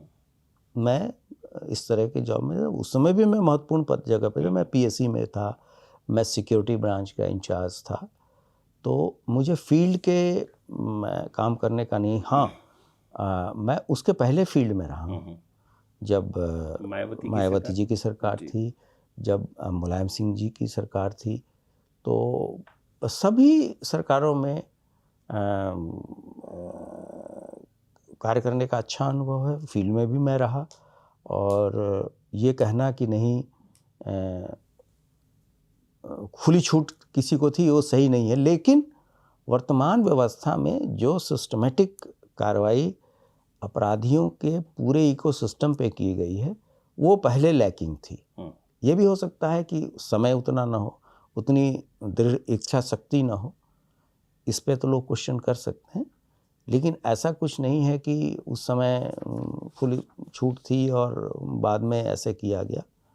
और एक अच्छे इकोसिस्टम का अभाव पहले हो सकता है, लेकिन अखिलेश जी के समय में मैंने फील्ड में काम नहीं किया। लेकिन फ़र्क क्या देखते हैं सर आप? आपने जैसे मायावती जी की सरकार में किया, मुलायम सिंह यादव की सरकार में किया, और इधर योगी आदित्यनाथ की सरकार में आप फील्ड में थे। फ़र्क क्या है? इंटेंट में कहाँ फ़र्क है दोनों ही सरकारों, तीनों ही सरकारों के? नहीं, पहले भी जब मैं फील्ड में था तो कोई इंटरफेरेंस की तो बात नहीं थी, लेकिन हम स्ट्रैटेजिक लेवल पे तो इसी सरकार में काम किए कि जब हम स्टेट लेवल की चीज़ों को देख रहे हैं, वहाँ की पॉलिसीज़ को गाइड कर रहे हैं, तो वो सीनियरिटी हमारी पहले नहीं थी। हम अपने एक छोटे से क्षेत्र में, अगर हम ज़िले में एसपी हैं तो वहाँ कार्य करते थे, या रेंज में थे तब कार्य करते थे, तो वहाँ भी ऑपरेशनल फ्रीडम था, ऐसा नहीं थी। लेकिन अभी जो सिस्टम है वो जो जीरो टॉलरेंस का जो एक कंसेप्ट है वो बहुत ही नायाब है और एक इस तरह का है जो कि पूरे देश में एक मॉडल के रूप में बन के उभरा। सर, एक जब से योगी आदित्यनाथ सरकार आई है पिछले कुछ वक्त से एक बड़ा अजीब सा मामला चलता आ रहा है जिसमें यूपी पुलिस पे ये इल्ज़ाम लगते हैं कि वो जनप्रतिनिधियों की सुनते नहीं हैं। कभी कोई सांसद, कभी कोई विधायक धरना दे देता है एसपी दफ्तर के बाहर, कभी कुछ हो रहा है और लगातार ये इल्ज़ाम लगते हैं उनकी तरफ से कि यूपी पुलिस सुन नहीं रही है। तो यूपी पुलिस सांसदों विधायकों की सुनती क्यों नहीं आजकल? नहीं, ऐसा नहीं है। अगर ये इस तरह के निर्देश हैं कि सभी जनप्रतिनिधियों के फ़ोन भी अटेंड किए जाएं, मंथली उनकी मीटिंग भी की जाए। अगर किसी व्यक्ति विशेष या कोई अधिकारी विशेष की गलती है तो उसके बारे में समय समय पे उनको काउंसिल भी किया जाता है, कुछ लोगों के खिलाफ कार्रवाई भी की जाती है। लेकिन किसी भी हेल्दी डेमोक्रेसी में जनप्रतिनिधियों को नज़रअंदाज करके नहीं चला जा सकता और चलना भी नहीं चाहिए।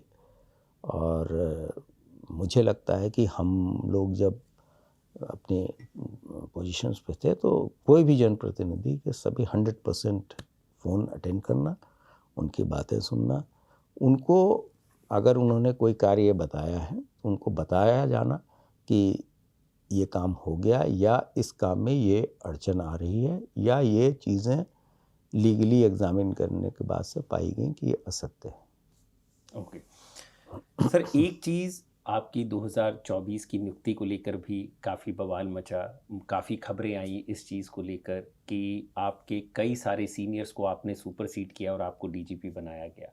क्या उस वक्त की पूरी सिचुएशन थी कि आपको मतलब अपने सीनियर्स को पीछे छोड़कर आपको बनाया गया डीजीपी? नहीं, इस संबंध में तो मैं सक्षम हूँ नहीं, ये तो जिसने लगाया वही इस चीज़ के बारे में बता पाए।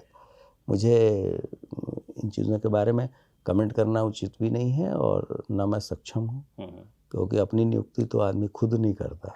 लेकिन मेरे द्वारा जो नियुक्ति की जाती थी उसके बारे में अगर आप कुछ पूछे तो मैं बता सकता हूँ, लेकिन अपने बारे में। लेकिन एक चीज़ सर बड़ी दिलचस्प है, योगी आदित्यनाथ हों या अखिलेश यादव, दोनों ही आपकी तारीफ करते हैं और अखिलेश यादव अक्सर हमलावर रहते हैं प्रशासन पे, सब चीज़ों पे, क्योंकि अभी विपक्ष में है।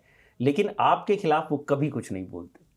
वो हमेशा इस तरीके से रहता है कि एक जैसे कुछ चीज़ें वो इग्नोर कर देते हैं। या क्या आपका रिलेशन है अखिलेश यादव के साथ, मतलब किस तरीके का रहा है दोनों सरकारों में?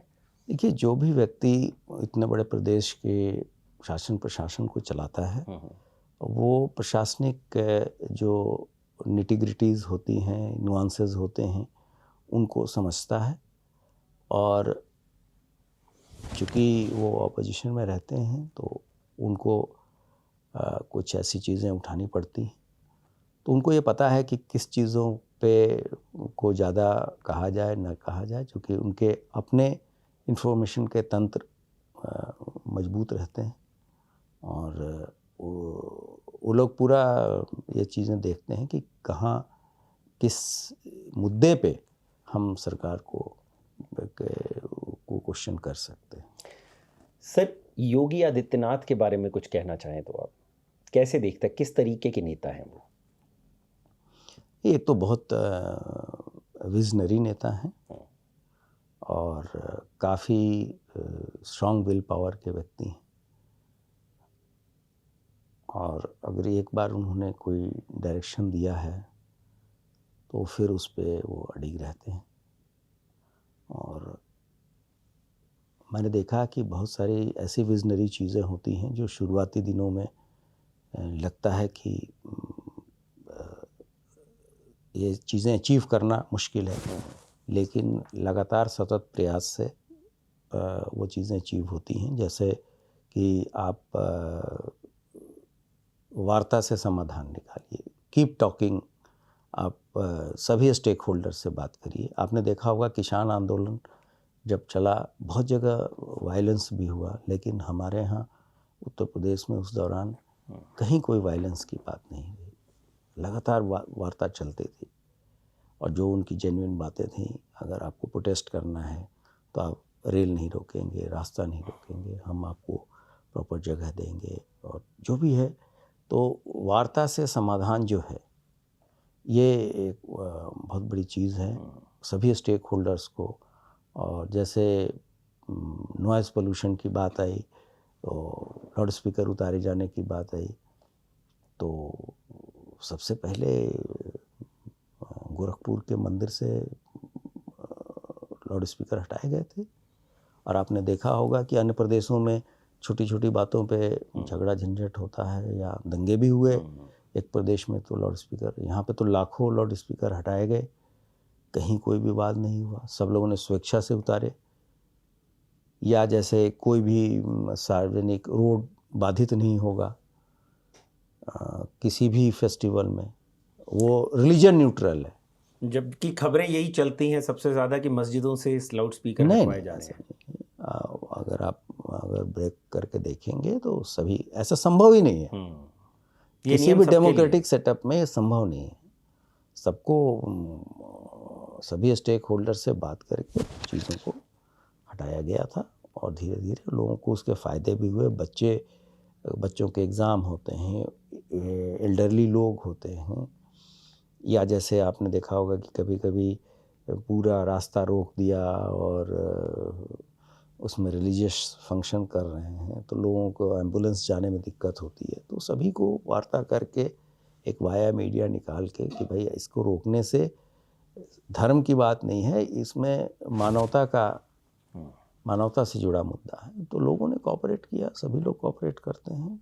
और पिछले 10 साल में कोई आपने यहाँ ऐसा तो रिलीजियस राइट्स तो आपने देखे नहीं होंगे, न तो कोई मेजर कास्ट प्रॉब्लम होती है। संभल का अगर मामला छोड़ दें थोड़ा, तो वो तो मतलब वो भी कोई राइट की स्थिति नहीं थी। कुछ लोगों ने माहौल बिगाड़ने की, वो तो एक सर्वे चल रहा था, वो भी हाई कोर्ट के आदेश से चल रहा था।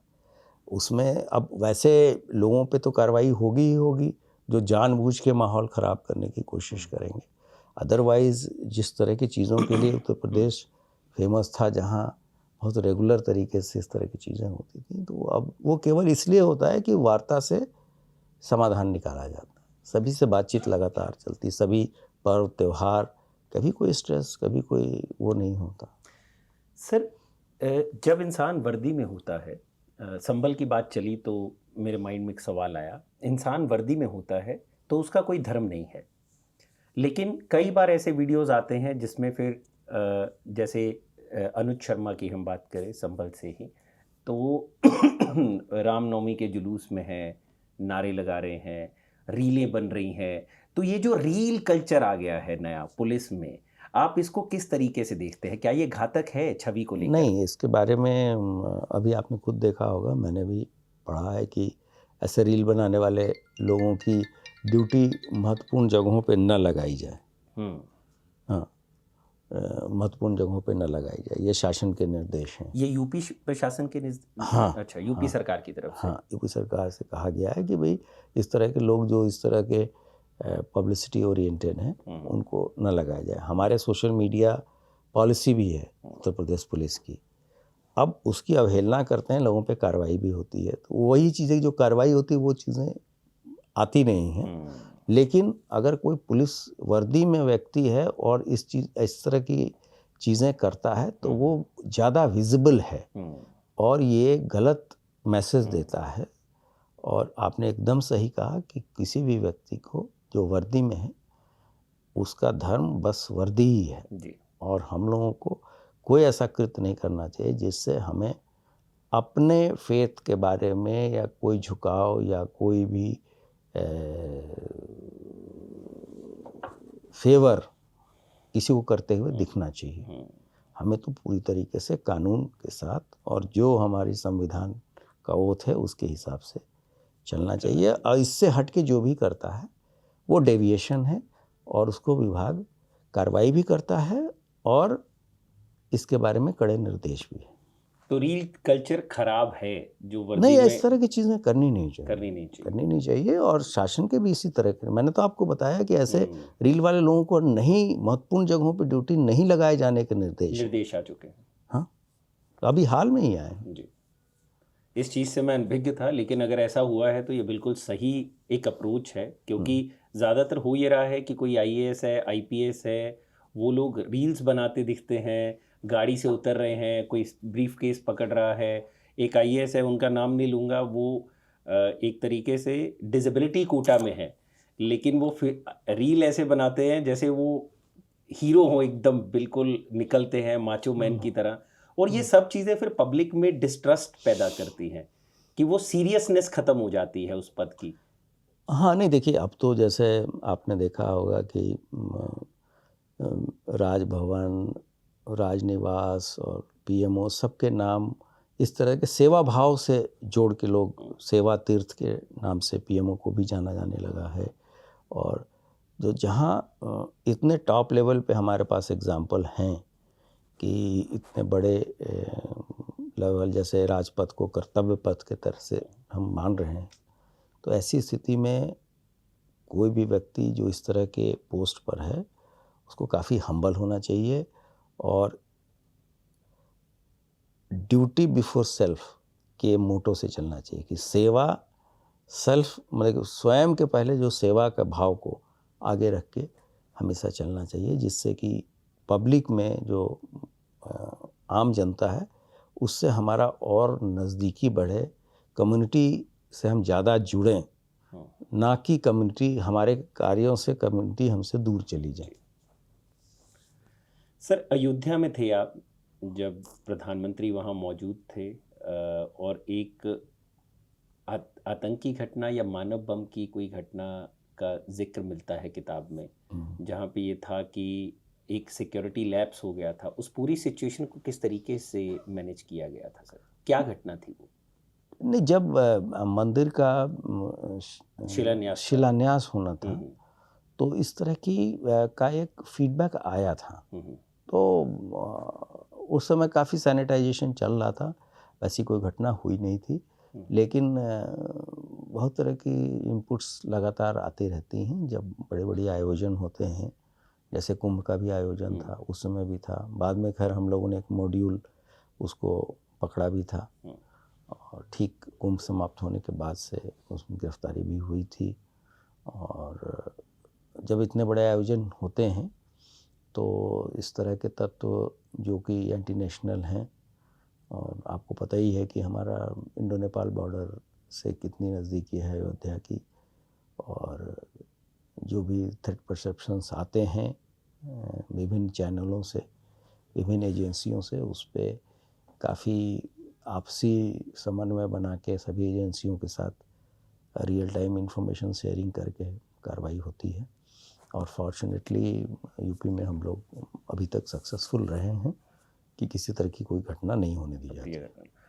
सर, एक आम पुलिस वाले और डीजीपी के काम में क्या फ़र्क होता है, और टेंशन में, मतलब जो एक काम का एक प्रेशर होता है, एक आम पुलिस वाले और डीजीपी में कितना अलग होता है? क्योंकि आपने तो बिल्कुल शुरुआत से शुरू किया है, फिर आप डीजीपी पद तक पहुंचे, तो आपने सब देखा होगा, लेकिन एक नॉर्मल कांस्टेबल और डीजीपी, जब आप ग्राउंड लेवल पे रहते हैं, बहुत जैसे हम ही लोग डिप्टी एसपी रहते हैं जब शुरुआती दिनों, तो हमारा काम ऑपरेशन है, जो हमें निर्देश दिए गए उसका अनुपालन कराया जाना है, और उसमें कोई किसी तरह के कोई हम स्ट्रैटेजी में चेंज नहीं कर सकते। फिर उसके बाद से एक मिडिल लेवल होता है जो ये देखता है कि मॉनिटरिंग करता है कि जो निर्देश ऊपर से आए हैं उसका अनुपालन किया जा रहा है। ऑब्वियसली कोई भी निर्देश जो आते हैं वो लीगली भी सही होते हैं और वो व्यवहारिक दृष्टिकोण से भी उपयुक्त होते हैं। नीचे के लोगों को कभी कभी ऐसा लग सकता है, तो वही मिडिल लेवल मैनेजमेंट का काम है कि इन चीज़ों को बताया जाना कि नहीं, इसमें जो डिफ़िकल्टी आ रही है उसको करना। लेकिन जो टॉप लेवल होता है वो स्ट्रैटेजिक लेवल होता है, जो गवर्नमेंट और विभाग के बीच की कड़ी होती है, उन चीज़ों को करना है। और जो भी स्ट्रैटेजी में चेंजेस होने हैं वो टॉप मोस्ट लेवल से किया जाता है कि अब इसको ऐसे नहीं, अब इसमें इस तरह से चेंज करिए या इसमें ये बदलाव करिए। तो यही चेंज होता है वरना मोटो तो सबका सेंस ऑफ सर्विस ही है, पब्लिक की सेवा है। और ये है कि जो टॉप पे व्यक्ति रहता है वो बहुत ही अकेला होता है, वो किसी के बाएं नहीं देख सकता। और लोग तो अपने बाएं से पूछेंगे भाई क्या बात है, लेकिन अगर आप टॉप पर हैं तो you can not see any side, you have to take a decision and get the things complied. मतलब आपकी जिम्मेदारी भी है और फिर आप किसी के तरफ देख नहीं सकते। तो जो भी व्यक्ति टॉप पे होता है वो काफ़ी एलोन होता है, अकेला होता है, तो उसकी जिम्मेदारियां भी रहती हैं, अकाउंटेबिलिटी भी रहती है। बिल्कुल सर, एक सवाल मेरा पर्सनली मन है पूछने का, सर ये मूंछों का स्टाइल कहाँ से आया?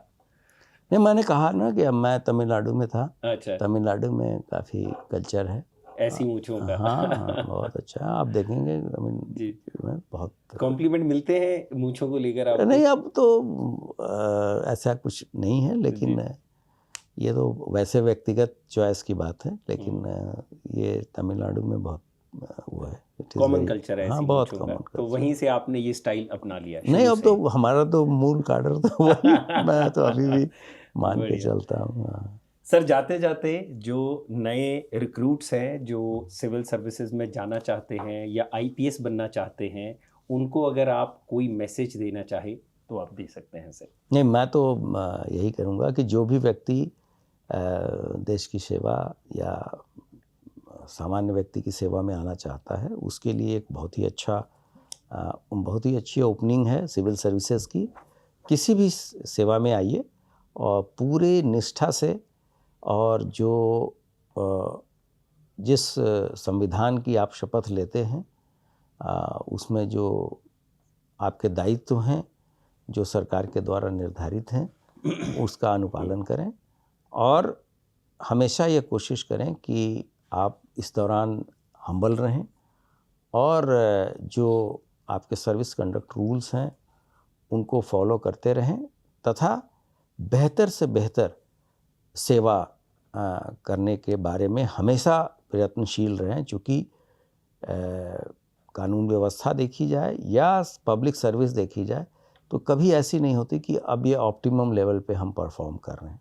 हमेशा ये चांसेस रहते हैं कि हम इसमें और सुधार कैसे कर सकते हैं, तो इसमें लगातार सुधार करने की गुंजाइश भी रखनी चाहिए और उसके लिए अपने नॉलेज को भी अपग्रेड करते रहना चाहिए। जैसे अब आज के ज़माने में साइबर क्राइम है पुलिस वालों के लिए, या एआई एक बहुत बड़ा चैलेंज उभर के आ रहा है, तो उसके बारे में आप लगातार इन सर्विस नॉलेज अपग्रेडेशन भी करें तथा आम जनता को सर्वोपरि मान के अपने देश की सेवा करें।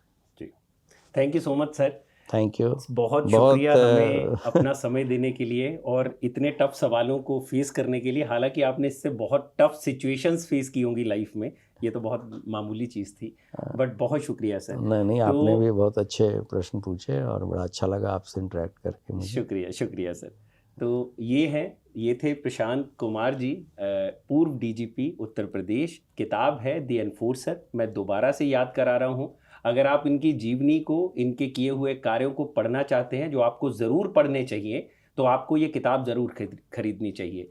अलग अलग प्लेटफॉर्म्स पर ये किताब मौजूद है और इसको अगर आप अमेज़ॉन से ख़रीदेंगे तो लगभग 497 रुपये की किताब है। इतने में आप 1-2 कॉफ़ी पी लेते हैं किसी भी कॉफ़ी शॉप में बैठकर। लेकिन अगर ज़िंदगी में ज्ञान चाहिए तो किताबें पढ़ना मत भूलिएगा और मत छोड़िएगा। बहुत शुक्रिया, आपने हमको समय दिया। इसी तरीके से हम और भी हस्तियों के साथ इंटरव्यू करते रहेंगे। आपसे भी सुझाव आमंत्रित है कि हम आगे किस गेस्ट को इस इंटरव्यू सेशन में, इस पॉडकास्ट सेशन में लेकर आएँ, वो भी ज़रूर बताइएगा। मैं हूँ भूपेंद्र सोनी, कैमरा के पीछे हैं मेरे दोस्त इरशाद, अभिषेक और निवेदिता। देखते रहिए खबरगांव। शुक्रिया।